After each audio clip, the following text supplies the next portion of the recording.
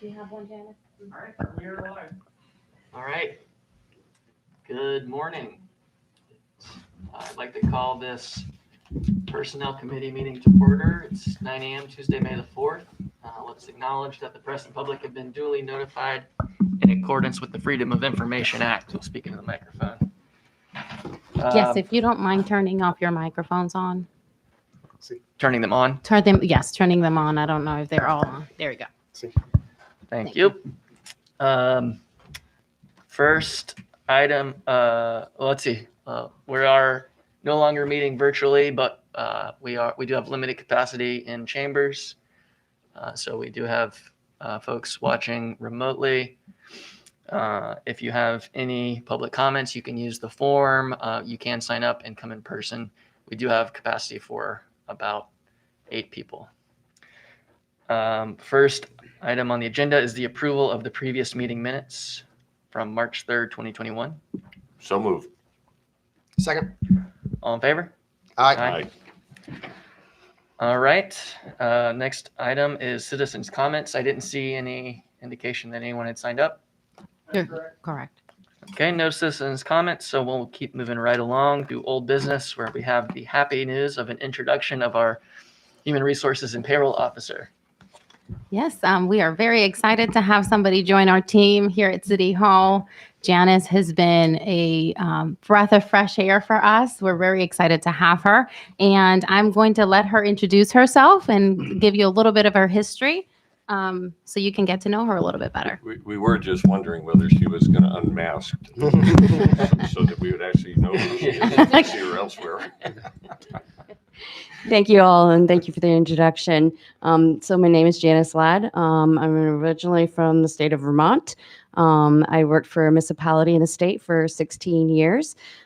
Started from the ground up as a temp in the city clerk's office. And then they created a position for me as accounts payable and assistant city clerk. And then I was also back up to the payroll department. And then that position opened up a year later, and I moved upstairs and became payroll benefit administrator and executive assistant to the city manager. And then the job just kind of kept evolving, and I eventually became the HR director. I then moved on after that 16-year stint, and I wanted something a little different for a time period to kind of test the waters out there in the private sector. So I was the business office director for a senior community of 200 residents and 200 associates. And then my fiance got a job offer down here, which we had been seeking for a couple of years. So I said, oh, we're moving. And so here I am. We moved here in June.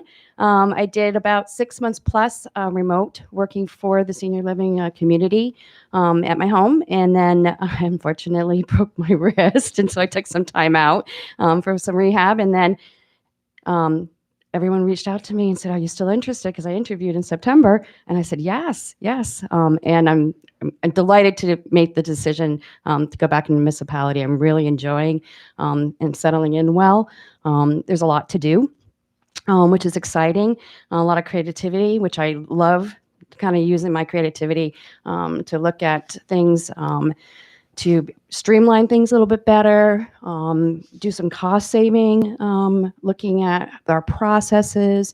It's not just all about the payroll, it's about connecting also with all of the employees and bringing them together collectively. And, you know, I'm looking forward to meet. Was a flip for the city, right? All the incumbents were gone. So, and the mayor, right? So if you looked at the same situation and said, okay, you know, we turn over 4 at once out of 7, you've got 3 remaining members and the potential for replacing a mayor at that same time. I mean, that's pretty significant. I think the public in any referendum should understand the significance of that decision. Thank you.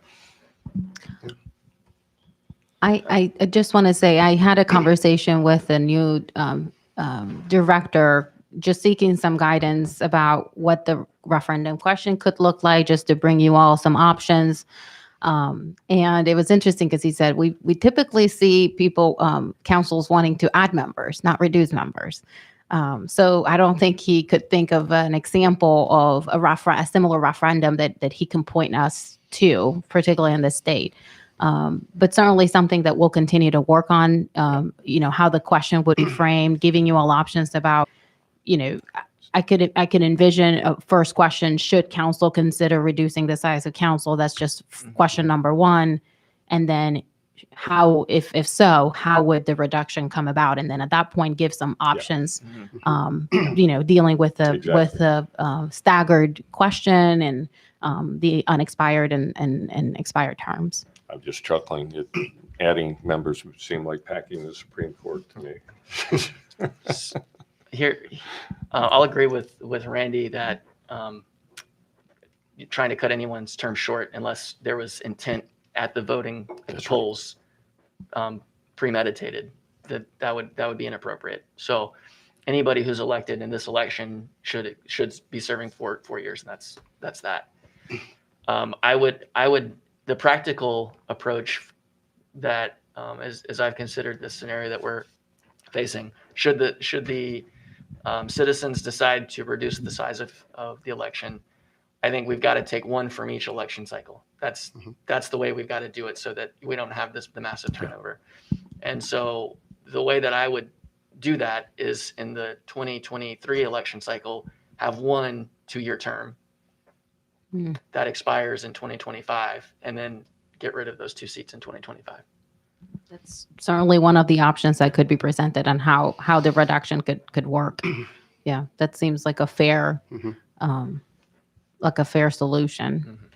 May I ask a question? Was that at any point rendered the size of council an even number? No, because it's Because it would be a 2-year term. I think that regardless, I think it needs to be that way where you're having, instead of 4 and 4, now we're going down to 3 and 3 plus the mayor. I'm still against it, but the idea that reducing the size of the government. But I think if we're going to, it makes it'll make it easier for the council to be weighted. So I'd like to see somehow where if it's going to get reduced down to 6 members, and then it should be 2 members per district. 2 from 1A, 2 from 1B, 2 from 1C. So we have equal representation across the entire island. Otherwise, we can have, a certain number of folks from, one area of the island and control the whole city. So it's kind of like electoral college situation, you can, Gerrymandering. yeah. So I think I think we definitely need to look at that. And that could be, I've looked at other communities, from other states that have done it. And I have seen some that, give the community the option to decide, do you want each member, once you reduce them, do you want them to be representative from, creating districts? Certainly an option that we can entertain through that referendum question.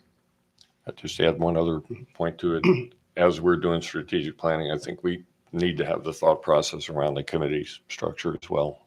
Because, one of the arguments for keeping the larger number of council members is, with the exception of one and the mayor, we generally have people on 2 committees. And,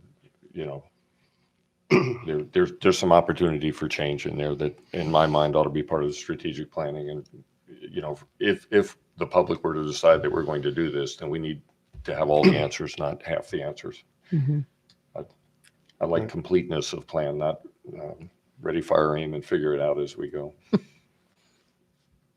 Correct. But that's okay. No, and I agree. And I think when we get back into voting, I think this comes back to the plurality question as well on it, is the idea that somebody can walk into the voting booth and, you're voting for 3, but a lot of times you're either, and it can be skewed the way people are vote. And I think we need to, if you're going to go with plurality, then it needs to be 1 vote, 1 person.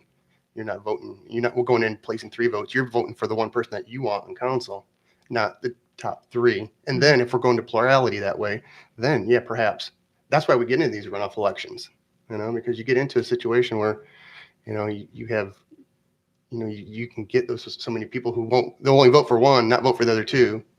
And it becomes a situation. That happens now. It happens now. So it needs to be one vote, 1 vote, 1 person, and then take the top.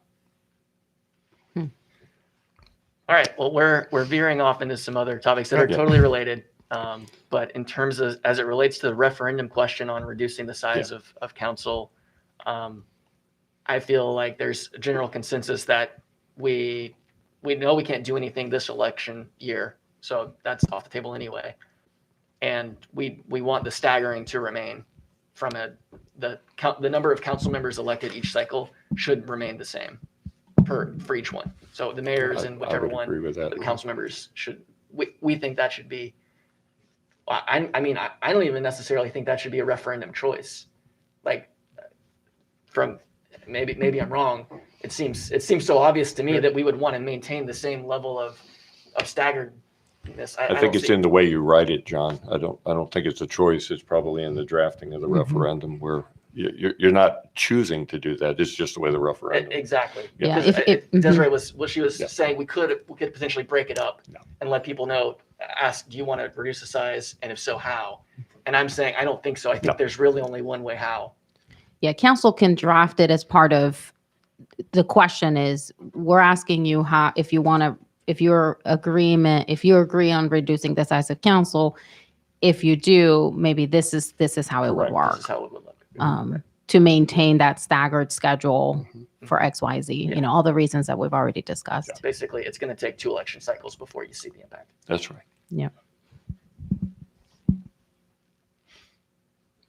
So what I'll do is I will give a task to the city attorney to draft a referendum question. We'll present it to city council at the end of the month to meet our timeline for getting the question before the Board of Elections. We need to submit that by August. So we have May, June, and July to finalize it and approve it, for you all to approve it through two readings of an ordinance.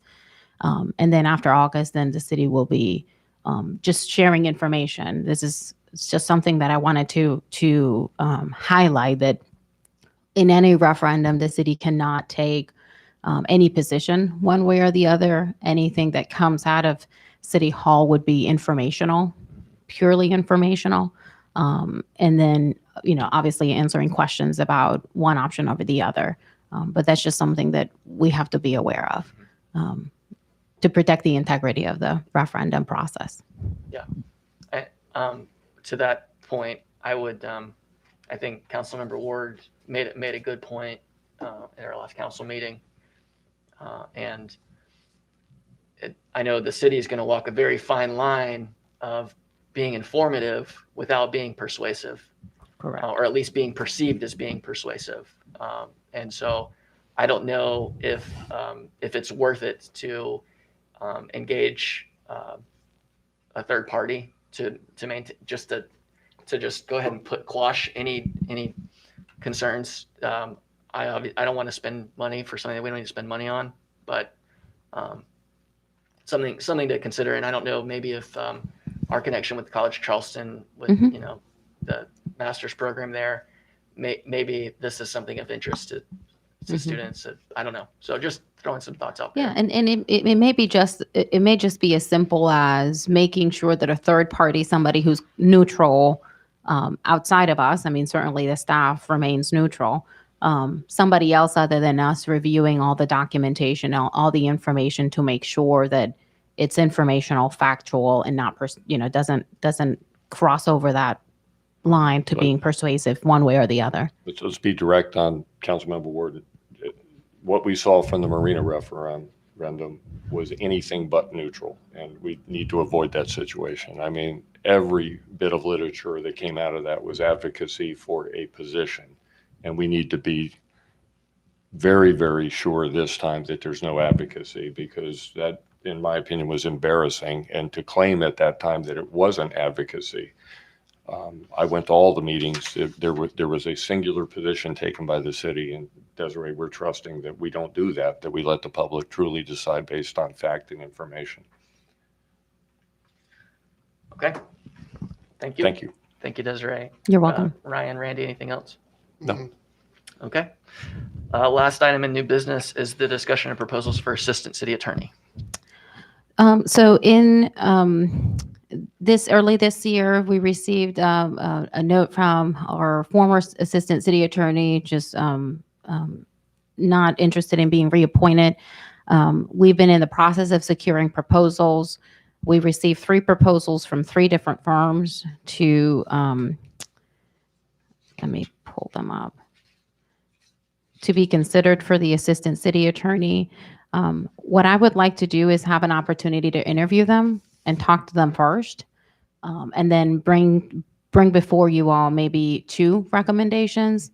I know that there's some discussion that the council wants, the committee wants to have an executive session. So regarding the proposals and process, but just wanted to let you know that we'll be in the process of identifying a new assistant city attorney, and as part of a broader legal strategy for the city, understanding the issues that we're facing in the past couple of years. And again, we received 3 proposals, highly qualified firms, and I just want to have an opportunity to have that conversation before I bring any recommendation before you all. I just haven't had the opportunity to do that yet. You've been busy. Okay. But other than that, I don't have anything else to I add. think other than the executive session discussion on the broader strategy, that's fine. I think we're good there. Okay. Miscellaneous business. We have anything before our next meeting? Any other miscellaneous business? John, if I may ask, on the next business date, there's a better than strong possibility I'll be out of town that week, which would mean, if there's no objection, pushing a week. I will also be out of town that week. So that would be great then. How convenient. Yeah. And I think most of the other committees will be meeting the following week. We happen to be, or maybe not, I don't know. Yeah, I Doesn't- mean, if we push this one. Yeah, obviously we've have the had, same issue so with public recreation's not meeting in June, safety. but yeah, they're not meeting in June. They're meeting the second week in July. Mhm. That's what it is. Uh-huh. So we could consider Monday the 7th Mhm. or Tuesday. We don't have any meeting on Tuesday, so we could just push it on to the following I Tuesday. do have a CVB meeting on Tuesday morning that would conflict. Okay. We could do Wednesday, my birthday, Ooh, Now you're talking. June 9th. We could do it at 8 or 9. Okay. We'll do that? 9 o'clock on Wednesday the 9th. Yes. Does that work for everybody? Got it. We'll have cake. a breakfast cake. We'll make those changes to the calendar and send you a Outlook calendar Okay. with that change. Okay. All right. The last item on the agenda is executive session. So I believe that in accordance with South Carolina Code, Desiree, you did want to take us into executive session, correct? Yes. Okay, so I'll make a motion in accordance with SC Code Section 30-4-70A1 to discuss personnel matters and applications for boards and commissions. I think you want to just change, you've already made a recommendation for the board and commission vacancy, but you can still go into executive session to discuss personnel matters Okay. and to discuss the assistant city attorney proposals. To discuss personnel matters related to the proposals for assistant city attorney. I'll second. All in favor? Aye. Aye.